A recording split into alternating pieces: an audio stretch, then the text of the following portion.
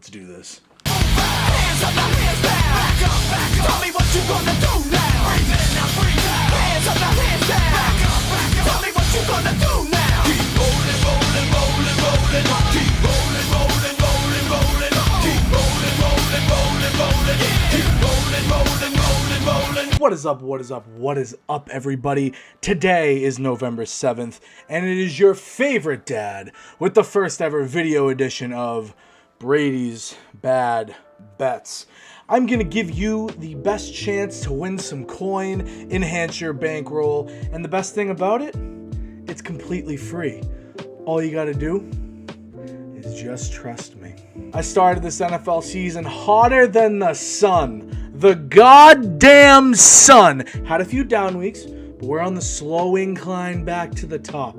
So if you want to hop in the elevator now like Charlie in the goddamn chocolate factory, I recommend you listen to me. You take my points and you run with them, because we're going to be rocking and rolling all the way to the top. You're going to be praying for more picks when you're done with me. This week, we're going to dive into some great NFL picks, and then in the future of the NBA season, seeing as the draft and the season is literally right around the corner. So why not kill two birds with one stone, if you know what I'm talking about. We got my first bet of the week. We have the Kansas City Chiefs minus 10.5 at the Carolina Panthers. CMC is going to be making his triumphant return Sunday, but that's not going to stop Patrick Mahomes from putting up the great numbers he's been doing all season long. Currently, the Panthers have let up the 12th most passing yards in the league, and I don't think that number is going to be getting any better by looking at Patrick Mahomes and possibly the greatest arm we've ever seen in pro football.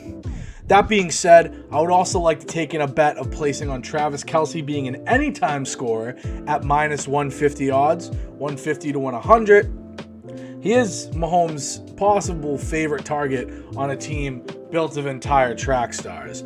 They're so damn fast that nobody can catch them. Nobody can catch Tyreek Hill, so that means Travis Kelce will be open in the middle of the field like he is every single week. Next, I have my dumpster fire game of the week. That is the Houston Texans and the Jacksonville Jaguars over 50 points. Two of the worst teams in the NFL that still find ways to put up big scoreboard numbers. J.J. Watt and the rest of the Houston defense is checked out. Done for the season. Romeo Crennel has nothing to do anymore because he's not going to be the coach next year when they're finding somebody new. Bill O'Brien traded DeAndre Hopkins for a washing machine and a bag of balls and absolutely killed everything on that team. So that's why the Arizona Cardinals are a little bit more successful on their end of that trade. Now look at me when I say this. I hate Gardner Minshew with a passion. Very much so. I hate this man more than anything. But that being said, he can throw the football an absolute mile.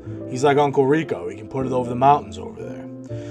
But, you know, that's what happens when you have Pac-12 quarterbacks. They can throw, but the accuracy is always going to be in question. The consistency is always going to be in question. But against this Houston secondary, I could see him putting up a big game, big numbers. Without a doubt, this is going to be a high-scoring affair.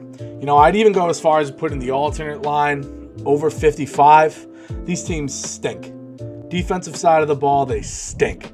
But right now in the secondary department, they're even worse. They stink even worse. Minshew and Watson are going to have the games of their lives just right now in this game against each other to see who's going to battle it out for potentially second or third place in this division, because there's no way that anybody's catching the Colts. They're possibly one of the best teams in the league, and I'm going to get to them at another time. But as for right now, take my advice, over 50, and if you're feeling a little ballsy, over 55. Boom. Up next, we have the New York Giants at the Washington Football Team. My advice to take here is the Washington Football Team minus 2.5 and the minus 140 money line. Riverboat Ron has officially finished his last chemo treatment.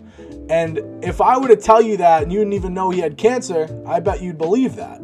He's been on the sideline every single week, going through all of this, going through the pandemic, showing his players that he would die for them. He loves his team, he loves his players, and they love him, quite frankly. They're going to go out there and they're going to have a game and a half. Terry McLaurin has just been named the captain after Landon Collins has been put on the IR. The second-year receiver is bound to have a massive game. Whoever's throwing the ball to him, doesn't matter. I'm pretty sure it's still Kyle Allen, but I'm putting up a big game for Terry McLaurin. I'm saying that they're going to come out with that win. Danny Dimes, I'm sorry, buddy. You almost beat Tom Brady, but you couldn't do it. Everything is going to look a lot different in this division. Mostly for the fact when Washington finds a way to win the division, when they overtake the Eagles sooner or later. The only thing that's keeping the Eagles on top right now is that tie. So everybody keep that in mind. When Washington has to come back and play them again, I can see that being a little bit of a different story. When we get there, we'll get there, and we'll probably bet on it. I feel like this game is going to be a really boring affair. Surprisingly, not seen by their records, both of these teams have some of the better defenses in the league yard per game wise. So I don't see it being high scoring.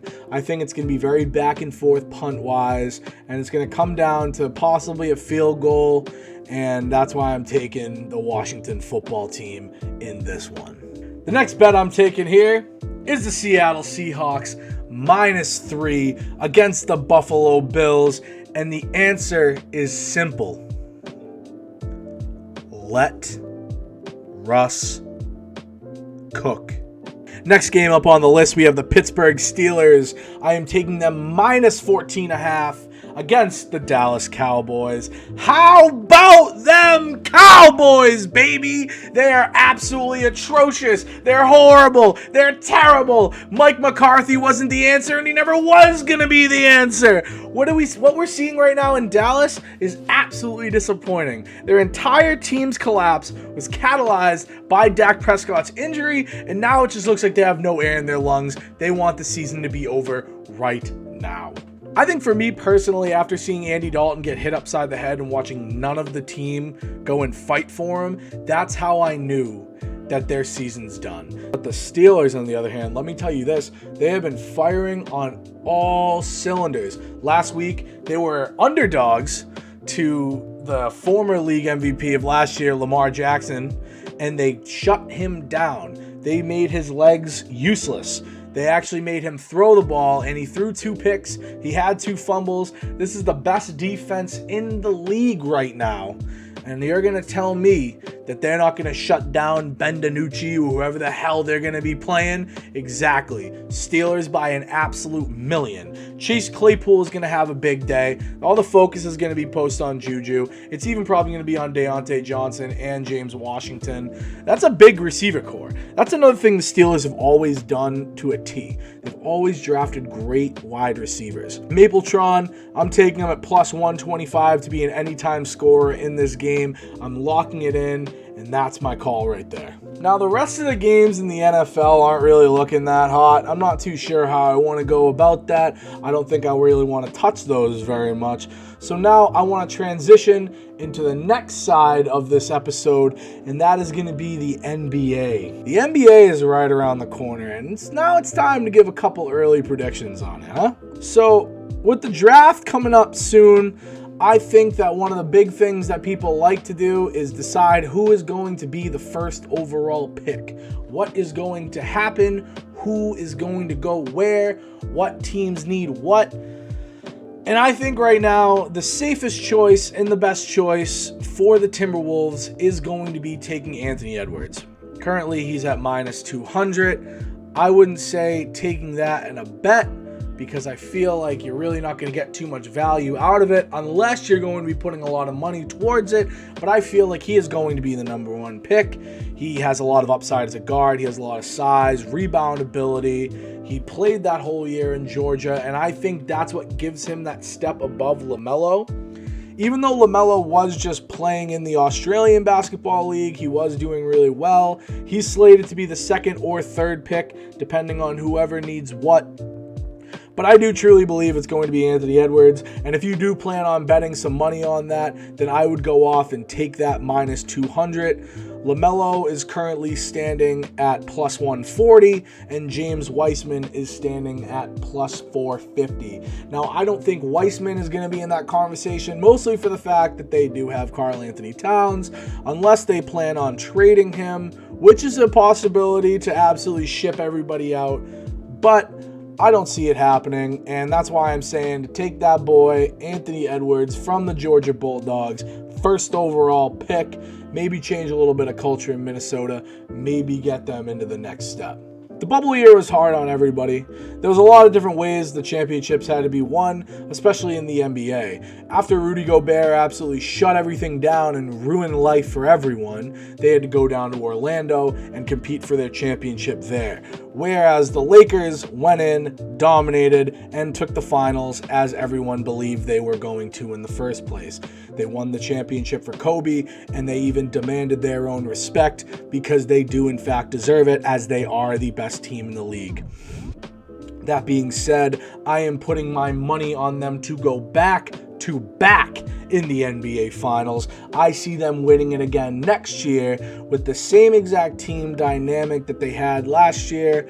I'm going to be taking them at plus 275 to be going back to the finals, and I'm going to be putting them as plus 400 to win the NBA Finals. And looking over at the East, again, it's completely weaker than the West. There is no doubt in my mind that the West is the stronger side, the stronger conference, the better teams, even the better players. Maybe individually the East has some great stars, but the teams are just better over on the West side of things.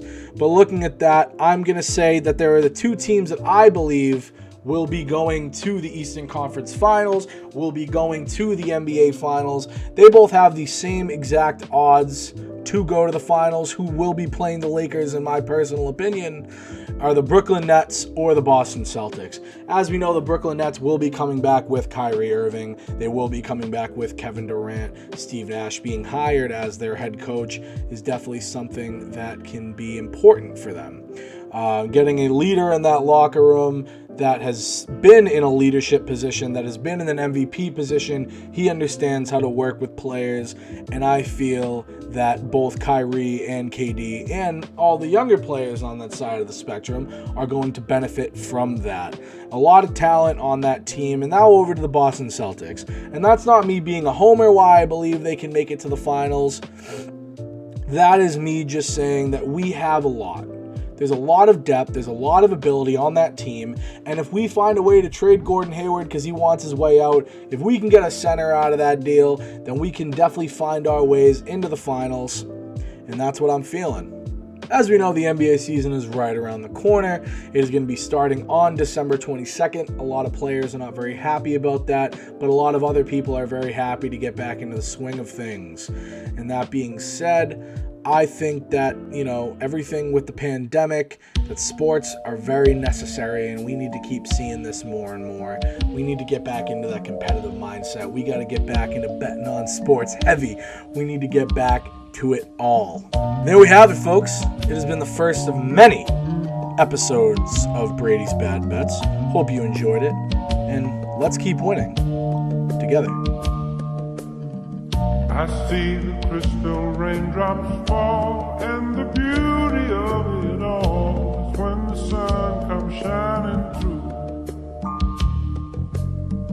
to make those rainbows in my mind. When I think of you sometime, and I want to spend some time with you, just the two of us, we can make it if we try.